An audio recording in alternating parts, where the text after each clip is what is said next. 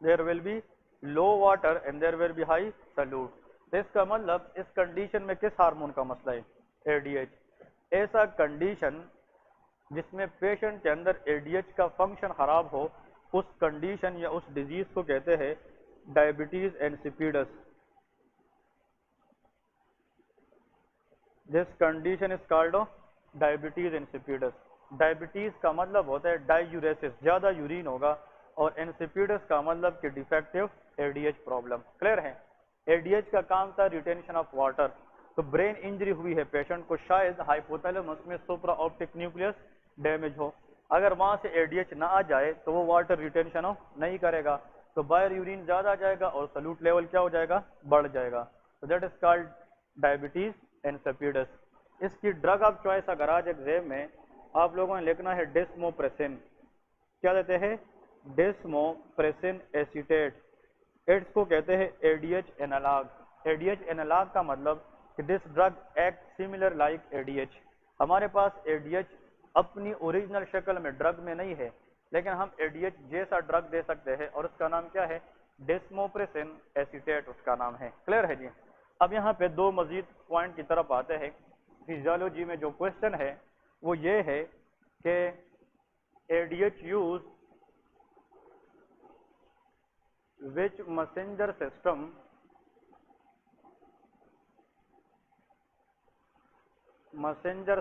in kidney, number 1। और ADH use which messenger system in blood vessel, in blood vessel. अब ये हम discuss करेंगे। ठीक है जी? पहले तो आप लोगों को मैंने क्या बताया? ADH help in retention of water. इसका मतलब एडीएच कहाँ पे काम करते? किडनी के ऊपर। ठीक है? फिर ADH also help in vasoconstriction, इसलिए तो इसका नाम क्या है? वेजोप्रेसिन है। ये ब्लड वेसल पे भी काम करता है। एमसीक्यूज ये याद रखना है, एडीएच जब किडनी पे जाकर काम करता है तो किडनी नेफ्रॉन के अंदर होते हैं V2 रिसेप्टर। कौन से receptor? V2। V2 receptors are present in the kidney, और इस रिसेप्टर के ऊपर कौन सा हार्मोन काम करेगा? ADH. We have 2 kidney, so it will be V2। और याद रखे जब एडीएच किस पे काम करेगा? Blood vessel. तो ब्लड वेसल के अंदर रिसेप्टर को कहते हैं V1 रिसेप्टर। से अलग एमसीक्यूज है कि whenever ADH act on the kidney, it will act on V2 receptor and help in retention of water। लेकिन जब ये जाकर ब्लड वेसल में काम करेगा तो ये किस रिसेप्टर पे काम करेगा? V1 पे करेगा। अब एमसीक्यू सुन ले, अगर ये एक सेल है, ये एक सेल है, इस सेल के ऊपर फॉर एग्जांपल एक रिसेप्टर मैंने रखा है and the receptor is V2, तो ये सेल किडनी का है कि वेसल का है? ये किडनी का है। ठीक है? अब यहाँ पे एक कॉन्सेप्ट आ रहा है बायोकेमिस्ट्री बेस, इसको थोड़ा सा समझने की कोशिश करें।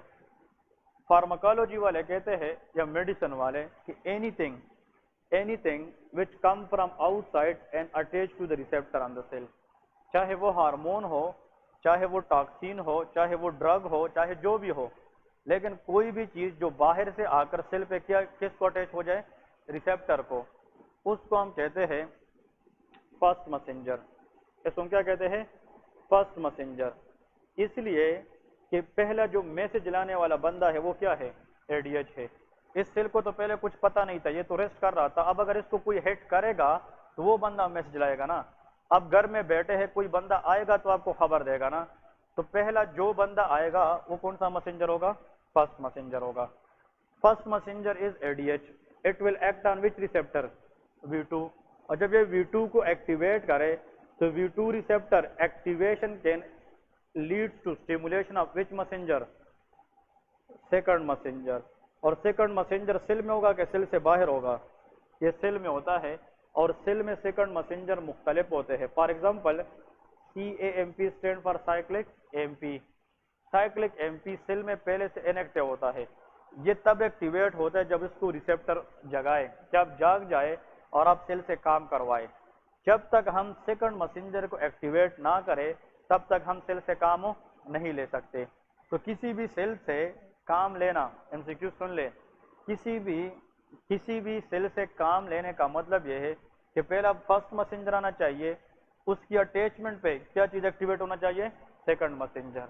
अब एमसीक्यू सुन ले, जहां पे क्या चीज बढ़ जाएगी, साइक्लिक एमपी, और अगर वो किडनी की बात हम कर रहे हैं तो वो सेल जो है वो अपने आप को रिलैक्स करेगी ताकि वो ज्यादा किसको रिटेन करें, वाटर को रिटेन करें। तो when ADH act on V2 receptor in the kidney, it will help in the retention of water through which second messenger system, cyclic MP. इसका आंसर है साइक्लिक एमपी।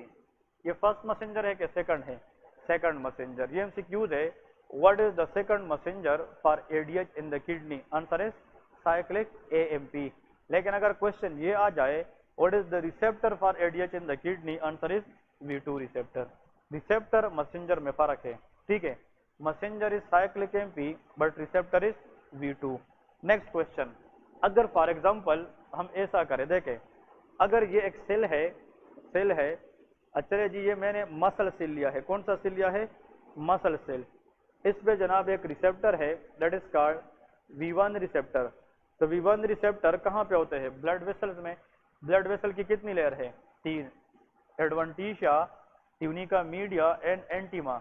तो स्मूथ मसल होते हैं कि नहीं, smooth muscle in the blood vessel present in tunica media layer. अगर for example इधर देखिए एडीएच आ जाए तो ये कौन सा मैसेंजर है, फर्स्ट है। अगर ये जाकर किसको अटैच हो जाए, V1, और ये V1 किधर होता है, smooth muscle in the blood vessel, तो ये अंदर जो आगे बंदे को क्या करेगा, एक्टिवेट, उसका नाम है IP3। उसका नाम क्या है, IP3। ये नई चीज है, इंपोर्टेंट है, इसको कहते हैं आयोनोसाइटोल ट्राइफॉस्फेट। ये मैंने बेसिक में नहीं पढ़ाई है क्योंकि पीएमसी ने बायोकेमिस्ट्री में ऐड की है, अभी जो बायोकेम पढ़ाऊंगा इसके अंदर पढ़ाऊंगा क्योंकि ये क्लिनिकल भी है और बेसिक भी है। आयोनोसाइटोल ट्राइफॉस्फेट, इसका नाम है IP3। आई फॉर आयोनोसाइटोल, कितने फॉस्फेट है, 3, तो triphosphate. It is a molecule present in the cell, ये पहले से सेल में होता है, और जब इस रिसेप्टर की वजह से क्या हो जाए, एक्टिवेट हो जाए, तो IP3 सेल के अंदर किस चीज की लेवल को बढ़ाता है, कैल्शियम। और when calcium increase it can contract और रिलैक्स, कॉन्ट्रैक्ट। इसलिए V1 रिसेप्टर पे काम करके एडीएच वेजो कंस्ट्रक्शन करता है। तो एमसीक्यूज याद रखें, when ADH use which messenger will be used in the vessel to cause vasoconstriction, IP3। ये बहुत कॉमन क्वेश्चन है, ठीक है ना। तो कहने का मतलब ये है ADH act on V2 receptor in the kidney but ADH act on V1 receptor in the blood vessel। और जब ये V2 पे काम करेगा ADH, तो फिर ये क्या करेगा, शाबाश, ADH V2 पे काम करेगा, that will help in the retention of water, किस मैसेंजर सिस्टम के जरिए, साइक्लिक एमपी। और अगर ये ब्लड वेसल पे काम करे V1 रिसेप्टर पे, तो it can cause vasoconstriction, और ये किस मैसेंजर सिस्टम के जरिए कराएगा, IP3 मैकेनिज्म के जरिए, ठीक है जी। तो ये बहुत इंपॉर्टेंट पॉइंट से रिमेंबर दिस। इसके बाद नेक्स्ट पॉइंट की तरफ जाएंगे। देखें अगर फॉर एग्जांपल एक पेशेंट है, देखें अगर एक पेशेंट है उसमें एडीएच काम नहीं करता, the condition is called diabetes insipidus. Defective ADH को डायबिटीज इंसिपिडस कहते हैं। देखें अगर for example no ADH but receptor is working, receptor is intact। कुछ लोगों में एडीएच होता नहीं है लेकिन रिसेप्टर क्या होते हैं, ठीक होते हैं। और दूसरी बात यह है कभी कभार ADH is there but receptor, हाँ जी, इज म्यूटेटेड। म्यूटेट का मतलब क्या है, चेंज, वो काम नहीं करते, ठीक है ना। म्यूटेशन का मतलब है चेंज, तो change in the receptor is called mutation. ये चीज आप लोगों ने जहन में याद रखनी है कि इन सम पीपल। दूसरी बात, आज कंटिन्यूअसली 2 घंटे का लेक्चर होगा, ठीक है, एक लेक्चर होगा आज लेकिन कंटिन्यूअस होगा, ठीक है। थोड़ा काम है, 2 बजे कहीं जाना है, तो पूरा एक क्लास लंबी से लेते हैं और 2 लेक्चर अवेलेबल होंगे ऑनलाइन में, ठीक है जी। ओके, ये चीज कंसेप्ट क्लियर करें।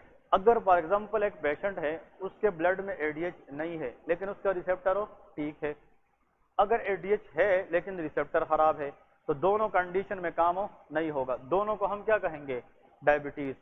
कौन क्लास में बता सकता है आप लोगों में से, नए बंदों में से, इसका मसला कहाँ पे होगा, एडीएच नहीं है, हाँ जी, अदन पर एडीएच नहीं है। एडीएच कहाँ से आता है?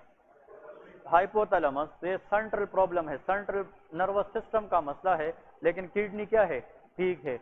ऐसा प्रॉब्लम जिसमें एडीएच ना हो और मसला कहाँ से हो? हाइपोथैलेमस से हो, इसको कहते हैं सेंट्रल डायबिटीज इंसिपिडस। इसको हम सेंट्रल डायबिटीज इंसिपिडस कहते हैं, क्योंकि problem is lies in the central nervous system, CNS में होगा। अब दूसरी बात, हाँ, कौन बता सकता है इसका कहाँ पे इशू है? मतलब ADH is there but receptor is mutated. तो किडनी का इशू है, नेफ्रॉन का इशू है, इसको नेफ्रोजेनिक डायबिटीज इंसिपिडस कहते हैं। It is called nephrogenic diabetes insipidus। Nephrogenic diabetes insipidus। समझ गए कि नहीं? So if the problem lies in the central nervous system and there is no ADH, that is central diabetes insipidus। और अगर है लेकिन वो म्यूटेट है, रिसेप्टर पे काम नहीं करता, तो that is nephrogenic diabetes insipidus. Clear है? ये पॉइंट इंपोर्टेंट याद रखें। नेक्स्ट आखिर में लेके, which lung cancer increase ectopic, what is ectopic? Abnormal production of ADH। अगर ये क्वेश्चन आ जाए कि वो कौन सा लंग कैंसर है जिसमें एबनॉर्मली एडीएच की प्रोडक्शन क्या हो जाती है? बढ़ जाती है। Small cell lung carcinoma. Very good, ये एग्जाम में आता है बार बार, स्मॉल सेल लंग कार्सिनोमा। ठीक है, this is a type of cancer in the lungs. Lungs के कैंसर में आता है। ठीक है, उसमें एडिनो कार्सिनोमा भी है, non small cell lung carcinoma भी है। One of the cancer in the lungs is small cell lung carcinoma. इसमें एडीएच की रिलीज ज्यादा होगी कि कम होगी? बहुत ज्यादा होगी। और अगर एडीएच बहुत ज्यादा हो जाए तो रिटेंशन ऑफ वाटर क्या होगा? हाँ जी, ज्यादा होगा। तो the person will complain that there is no urine. उसको यूरिन नहीं आएगी, क्योंकि जो यूरिन बनना था अब वो एडीएच क्या कर रहा है? रिटेन कर रहा है। Any person who has a lung cancer presented to you with a history that he or she cannot able to pass of urine। इसका मतलब ये बन गया कि इस बंदे में कौन सा कार्सिनोमा है? स्मॉल सेल लंग कार्सिनोमा, जिसमें एक्टोपिक एबनॉर्मल किस चीज की प्रोडक्शन हो रही है? एडीएच। इस कंडीशन को कहते हैं syndrome of inappropriate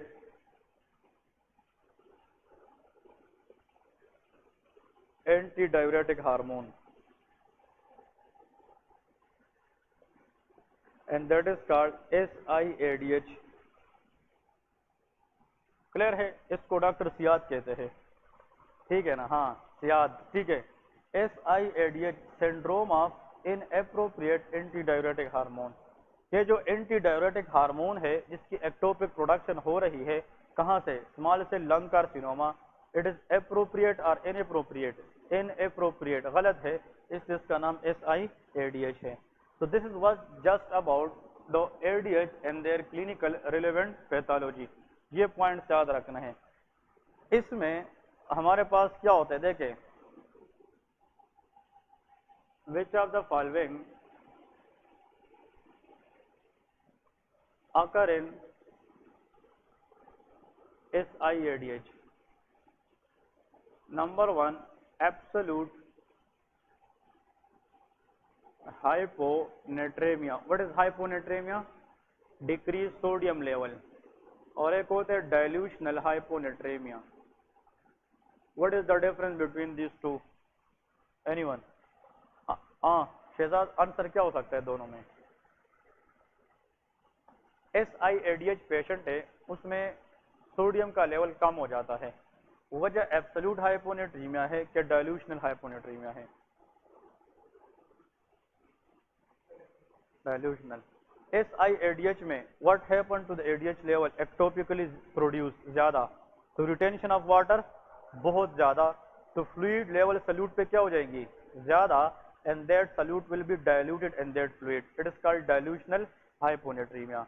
absolute mean कि आप सोडियम को एब्सोल्यूटली लॉस कर रहे हैं। अभी सोडियम लॉस नहीं हुई है, लेकिन इस पे फ्लूइड का लेवल क्या हो चुका है? बढ़ गया है। इसको डाइल्यूशनल हाइपोनेट्रीमिया कहते हैं। तो अगर ये क्वेश्चन आ जाए कि SIADH के अंदर what will happen to the sodium level? It will be decrease. लेकिन सोडियम हमने बॉडी से लूज नहीं किए हैं, जस्ट सोडियम के ऊपर फ्लूइड का लेवल क्या हो चुका है? बढ़ गया है। और ऐसे कंडीशन को हम डाइल्यूशनल हाइपोनेट्रीमिया कहते हैं। या इसका एक और क्वेश्चन अगर आ जाए, dilutional hyponatremia is also known as relative hyponatremia, कि relatively to the sodium fluid level is very very high, तो उसको रिलेटिव हाइपोनेट्रीमिया भी कहते हैं। When sodium level is low the primary area to be damage is brain, brain damage हो जाता है, ठीक है। और pons is a part of the brain stem, pons के अंदर माइलिन शीट डैमेज होता है when sodium level is very low. Clear है, तो वो हम बाद में पढ़ेंगे, लेकिन this are about ADH. Next question की तरफ आते हैं, ये क्लियर हुआ कि नहीं? Next question you people should know के अ पेशेंट, ओके, या इस तरह याद रखें, इंपोर्टेंट है, लेकिन clinical significance of GH, GH stand for growth hormone, ठीक है, ये इन लोगों ने पूछा है। अगर for example growth hormone body में किसी भी वजह से क्या हो जाए, इंक्रीज हो जाए, when there is increase level of growth hormone, वो डिपेंड करता है। फर्स्ट एड वाले कहते हैं बिफोर प्यूबर्टी, या अगर ग्रोथ हार्मोन बढ़ जाए व्हाट, आफ्टर प्यूबर्टी। लेकिन इस डेफिनेशन के साथ मैं ज्यादा नहीं जाता, ठीक है। एक करेक्ट डेफिनेशन ये है, if growth hormone is increase before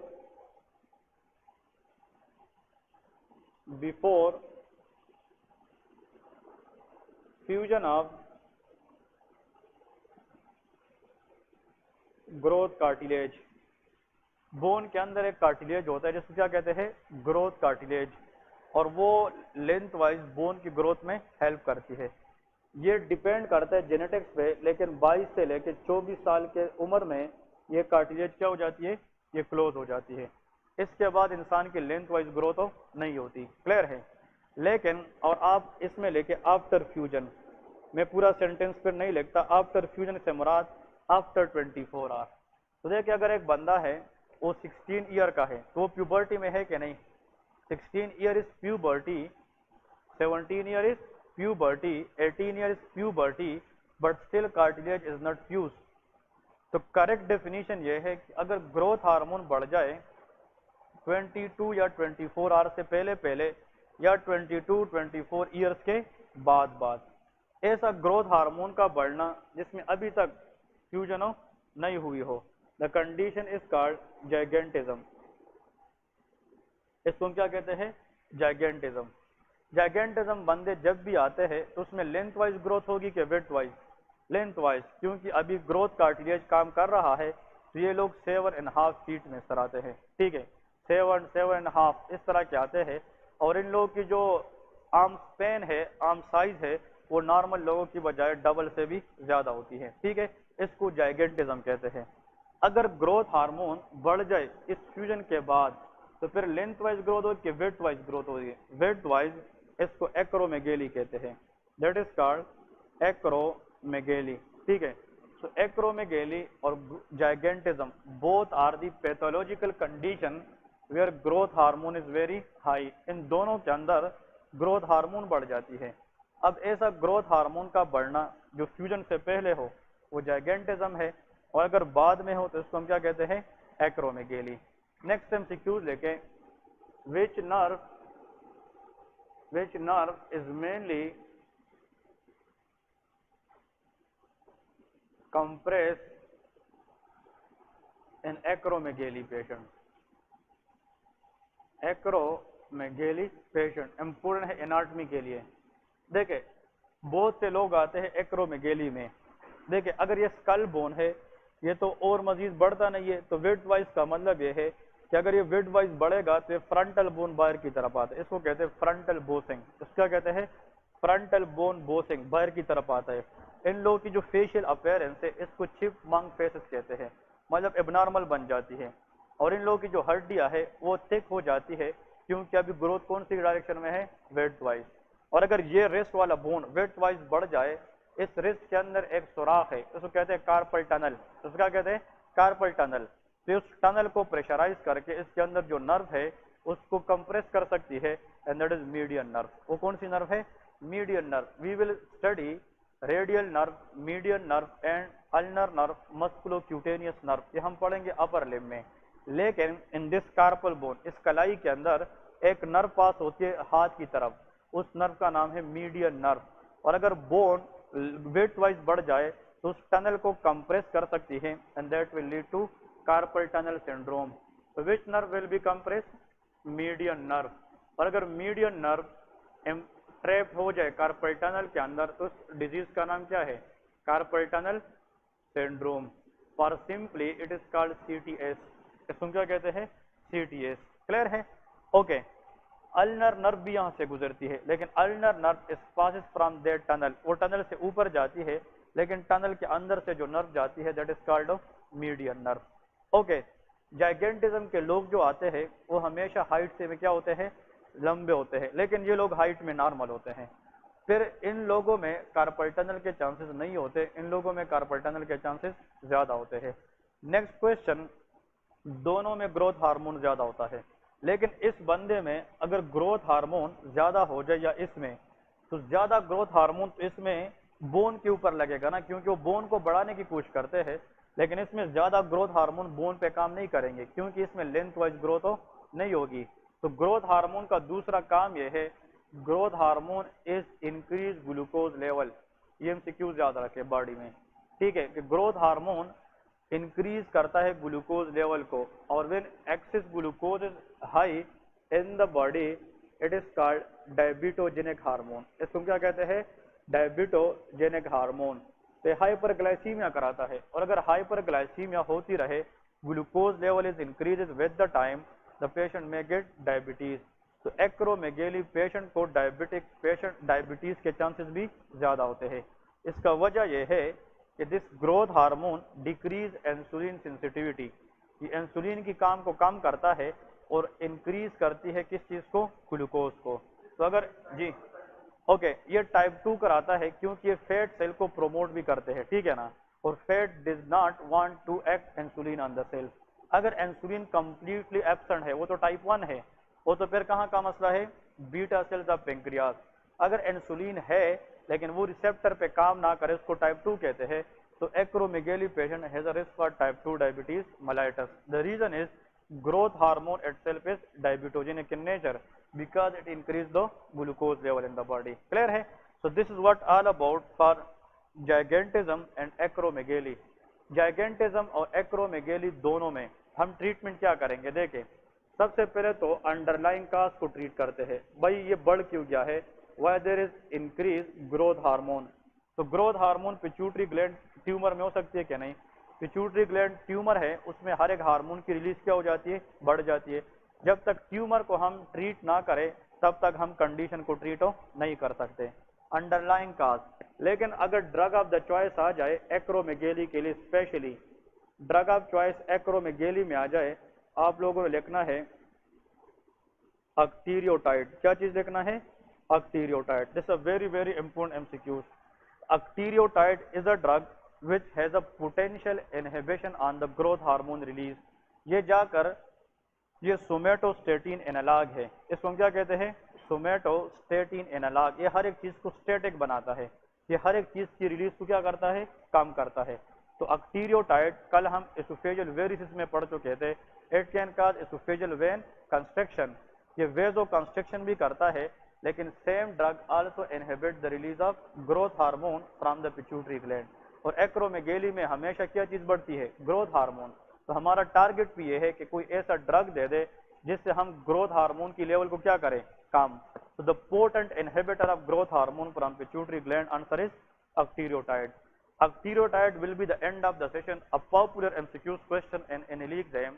remember अभी तक octreotide used in ruptured oesophageal varices to decrease bleeding by causing vasoconstriction, और octreotide used in acromegaly to inhibit the release of growth hormone. अभी तक ये दो use हमने पढ़ लिए, जितना हम आगे जाएंगे इसके मजीद यूज भी आते रहेंगे, ठीक है। तो लिस्ट में दो यूजेस है, ruptured oesophageal varices, another is acromegaly. और एक्रोमेगेली में इसलिए देते हैं जिससे हम ग्रोथ हार्मोन की रिलीज को क्या कर सके? कम कर सके, ठीक है जी। नेक्स्ट कंडीशन की तरफ देखें, अगर एक पेशेंट है उसमें जनाब ग्रोथ हार्मोन कम है, एक पेशेंट है उसमें ग्रोथ हार्मोन कम है, नो मैटर चाहे उसकी फ्यूजन हो चुकी है या नहीं हो चुकी है, ये दोनों सेम है। If growth hormone is decrease in any age of the life condition is called dwarfism. इसको हम क्या कहते हैं? ड्वार्फिज्म कहते हैं। मतलब ये लोग जब भी आते हैं ये 3 फीट होते हैं, 3.5 फीट होते हैं। बहुत से एजड लोग आप लोगों ने देखे होंगे, 40+ के लोग हैं, वो यहाँ तक होते हैं इंसान, 3 फीट, 3.5 फीट। इसका मतलब यह है ये ग्रोथ हार्मोन एब्सेंस की वजह से होती है। ड्वार्फिज्म जी, उसमें भी दे सकते हैं, लेकिन जाइगेंटिज्म का जो बंदा है उसमें सिम्टम कम होते हैं, वो सिर्फ टाल होता जा रहा है। लेकिन इसमें विड्थ वाइज ग्रोथ है तो उसमें फ्रंटल बोन भी बाहर की तरफ आता है, कार्पल टनल सिंड्रोम की भी रिस्क होता है। तो सिम्टोमेटोलॉजी को कम करने के लिए हम पोर्टेंटली क्या यूज करते हैं? अक्टीरियो, क्योंकि क्लिनिकली जो एग्जाम में क्वेश्चन आता है वो एक्रोमेगेली पे आता है, एंड दैट इज अक्टीरियोटाइड। ठीक है, कोई भी ग्रोथ हार्मोन अगर बॉडी में कम हो जाए at any age of the life condition is called dwarfism. ये ड्वार्फिज्म में होते हैं, मतलब short than the normal height, short than normal height. ये लोग जब भी आते हैं तो ये हाइट में क्या होते हैं? शॉर्ट। नंबर 2, इन लोगों में ग्लूकोज लेवल क्या होता है? ग्लूकोज डिक्रीज हो जाता है, क्योंकि जब ग्लूकोज कम हो तो उसको बढ़ाने में ग्रोथ हार्मोन का हेल्प होता है। Growth hormone increase the glucose level. जब इन लोगों को थोड़ा बहुत हाइपोग्लाइसीमिया होता है तो इसकी ग्लूकोज लेवल क्या हो जाती है? कम हो जाती है। ठीक है, नेक्स्ट पॉइंट लेके, बोनी वीकनेस हो सकती है क्या? नहीं, क्योंकि इन लोगों में अगर ग्रोथ हार्मोन है ही नहीं तो इन लोगों के अंदर बोन्स क्या होंगे? वीक होंगे। तो लेंथ वाइज ग्रोथ भी नहीं होगी, वेट वाइज भी नहीं होगी।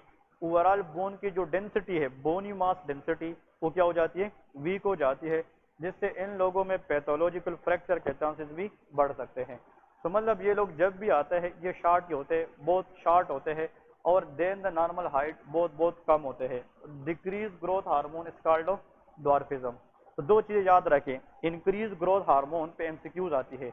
अगर वो फ्यूजन से पहले हो जाए उसको जाइगेंटिज्म कहते हैं, अगर वो फ्यूजन के बाद हो जाए तो उसको एक्रोमेगेली कहते हैं। और अगर ग्रोथ हार्मोन लाइफ के किसी भी एज में कम हो जाए तो उसको क्या कहते हैं? ड्वार्फिज्म कहते हैं। नेक्स्ट एमसीक्यूज ये लिखना है कि growth hormone mediate their main action through dash number 1 directly, number 2 somatokinin, number 3 somatomedin C and somatostatin। ये क्वेश्चन भी आता है। ठीक है, ये क्वेश्चन क्लियर करें। Majority of the people don't know about this concept as well, तो इसको क्लियर करें कि growth hormone mediate their action through dash. देखें, ग्रोथ हार्मोन कहाँ से आते हैं? पिट्यूटरी ग्लैंड से। ग्रोथ हार्मोन जब आता है इसका टारगेट एरिया किस पे काम करना है? बोन्स पे काम करना है। अब एमसीक्यू सुन ले, growth hormone come from pituitary but act on the bone. अगर पिट्यूटरी ग्लैंड ने कितने ग्रोथ हार्मोन हमें दिए? 100%। तो आया बोन पे जाने के लिए ये सारे जाएंगे, या ये अपने आप से कुछ चीज बनाएंगे, उसको बेचकर बताएंगे कि आप बोन को क्या करें? लेंथ वाइज बढ़ाए। तो आप लोग के ख्याल में ये डायरेक्ट एक्शन करते हैं कि इनडायरेक्ट? हाँ जी, इनडायरेक्ट करता है। नंबर 1 ये है, growth hormone also act directly but very very low, मतलब बहुत कम। इसकी मेन एक्शन क्या होती है? इनडायरेक्टली होती है। किसके जरिए? आंसर इज सोमेटोमेडिन सी के जरिए। किसके जरिए? सोमेटो। अब इसको देखते हैं ये क्या है।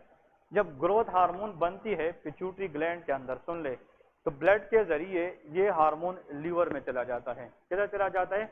लीवर। और लीवर में ग्रोथ हार्मोन से एक मॉलिक्यूल बनता है जिसका नाम क्या है? सोमेटोमेडिन सी। ये एमसीक्यू याद रखे। इसको कहते हैं IGF, very important, insulin like growth factor. इसका दूसरा नाम क्या है? Insulin like growth factor. Insulin like growth factor का मतलब क्या है कि असल में ये क्या है? सोमेटोमेडिन सी ये मेड हो चुका है, बन चुका है, किस चीज की एक्शन से?